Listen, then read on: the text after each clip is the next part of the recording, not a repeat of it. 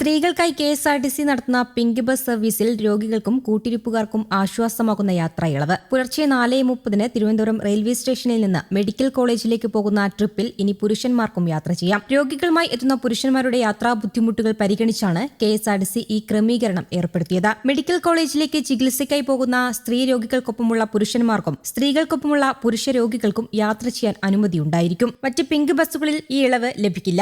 യാത്ര ചെയ്യാൻ അനുമതിയുണ്ടായിരിക്കും. രാത്രി 10-നും രാവിലെ 5-നും ഷിഫ്റ്റ് കഴിഞ്ഞു മടങ്ങുന്ന IT ജീവനക്കാരുടെ യാത്രാക്ലേശം പരിഹരിക്കാൻ പ്രതിധ്വനി എന്ന സംഘടന നൽകിയ നിവേദനം പരിഗണിച്ചാണ് ഈ പിങ്ക് ബസ് സർവീസുകൾ കൂടുതൽ കാര്യക്ഷമമാക്കുന്നത്. സംസ്ഥാന സർക്കാരിന്റെ 100-ദിന കർമ്മ പരിപാടികളുടെ ഭാഗമായി കെഎസ്ആർടിസി ആരംഭിച്ച പിങ്ക് ബസ് ലേഡീസ് ഓൺലി സർവീസിന്റെ സംസ്ഥാനതല ഉദ്ഘാടനം മന്ത്രി CP ജോണാണ് നിർവഹിച്ചത്. ടെക്നോ പാർക്ക് ഉൾപ്പെടെയുള്ള സ്ഥാപനങ്ങളിൽ ജോലി ചെയ്യുന്ന വനിതകൾക്ക് രാത്രികാല യാത്രയിൽ സുരക്ഷ ഉറപ്പാക്കുന്നതിനായി പിങ്ക് ബസ് സർവീസുകൾ നടത്തും. വൈകാതെ മറ്റു ജില്ലകളിലേക്കും പദ്ധതി വ്യാപിപ്പിക്കുമെന്നും യാത്രക്കാരുടെ ആവശ്യങ്ങൾ വിലയിരുത്തി റൂട്ടുകളും സമയക്രമവും നിശ്ചയിക്കുമെന്നും മന്ത്രി വ്യക്തമാക്കി. പകൽ സമയങ്ങളിലും പിങ്ക് ബസിന്റെ സേവനം ലഭ്യമാക്കും. ട്രെയിനിൽ എത്തുന്ന സ്ത്രീകൾ, ചെറിയ കുട്ടികളുമായി യാത്ര ചെയ്യുന്ന അമ്മമാർ, രോഗികൾ തുടങ്ങിയവർക്ക് മെഡിക്കൽ കോളേജ് ആശുപത്രിയിലേക്ക് സുരക്ഷിതമായ യാത്ര ഉറപ്പാക്കുന്നതിനാണ് പുലർച്ചെ പിങ്ക് ബസ് സർവീസുകൾ ക്രമീകരിക്കുന്നതെന്നും മന്ത്രി കൂട്ടിച്ചേർത്തു. സ്ത്രീകൾക്ക് സൗജന്യയാത്ര അനുവദിക്കുന്ന പ്രിയദർശിനി പദ്ധതി അട്ടിമറിക്കാൻ ശ്രമിച്ചാൽ ശക്തമായ നടപടി ഉണ്ടാകുമെന്നും മന്ത്രി മുന്നറിയിപ്പ് നൽകി. ആദ്യഘട്ടത്തിൽ ഒരു ഫാസ്റ്റ് പാസഞ്ചർ ബസ് ഉപയോഗിച്ച് 10 ട്രിപ്പുകളാണ് നടത്തുക. വൈകാതെ ബസ്സിന് പിങ്ക് നിറം നൽകുമെന്നും അധികൃതർ അറിയിച്ചു.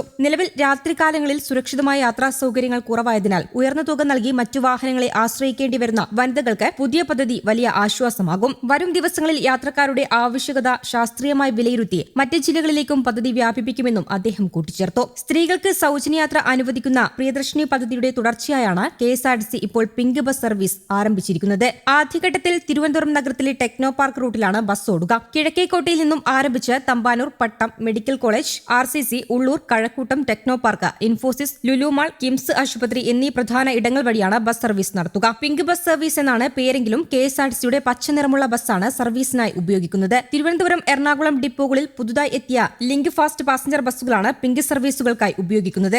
ഭാവിയിൽ സമയകൃത്യത ഉറപ്പാക്കുന്നതിനും വരുമാനം വർദ്ധിപ്പിക്കുന്നതിനുമായി ഓൺലൈൻ റിസർവേഷൻ സൗകര്യം ഏർപ്പെടുത്താനും ഇലക്ട്രിക് ബസ്സുകൾ പദ്ധതിയുടെ ഭാഗമാക്കാനും കെഎസ്ആർടിസിക്ക് പദ്ധതിയുണ്ട്. പൊതുഗതാഗത സംവിധാനങ്ങളെ പ്രോത്സാഹിപ്പിക്കുന്ന കാര്യത്തിൽ കെഎസ്ആർടിസി മാതൃകാപരമായ ഇടപെടലുകളാണ് നടത്തുന്നതെന്ന് മന്ത്രി CP ജോൺ പറഞ്ഞു. ജനങ്ങൾക്കിടയിൽ മികച്ച സ്വീകാര്യതയും വിശ്വാസവും നേടിയെടുക്കാൻ സ്ഥാപനത്തിന് സാധിച്ചിട്ടുണ്ട്. ഇത് ജീവനക്കാരുടെ ആത്മവിശ്വാസവും വലിയ തോതിൽ വർദ്ധിപ്പിച്ചു. സൗജന്യ യാത്രാ പദ്ധതികൾ നടപ്പിലാക്കുന്നതിന്റെ പേരിൽ കെഎസ്ആർടിസി ജീവനക്കാരുടെ ശമ്പളം മുടങ്ങുമെന്ന തരത്തിൽ ആശങ്കകൾക്ക് യാതൊരു അടിസ്ഥാനവുമില്ലെന്നും അദ്ദേഹം വ്യക്തമാക്കി. അതേസമയം ജീവനക്കാർക്ക് ശമ്പളം ഉടൻ ലഭ്യമാക്കുമെന്നാണ് കെഎസ്ആർടിസി അധികൃതർ നൽകിയ വിശദീകരണം. സാമ്പത്തിക പ്രതിസന്ധിയില്ലെന്നും സാങ്കേതിക പ്രശ്നം മാത്രമാണുള്ളതെന്നും അധികൃതർ വിശദീകരിച്ചു. പ്രിയദർശിനി പദ്ധതി കെഎസ്ആർടിസിക്ക് വലിയ രീതിയിൽ സാമ്പത്തിക പ്രതിസന്ധി സൃഷ്ടിക്കുന്നത് നേരത്തെ തന്നെ വിമർശനം ഉയർന്നിരുന്നു. ദിവസം 2 കോടി രൂപ നഷ്ടമുണ്ടെന്നായിരുന്നു ഗതാഗത വകുപ്പ് മന്ത്രി CP ജോൺ പറഞ്ഞത്. ഇതിനിടെയാണ് ബദൽ ജീവനക്കാർക്ക് ശമ്പളം മുടങ്ങിയെന്നുള്ള വിവരവും പുറത്തുവരുന്നത്.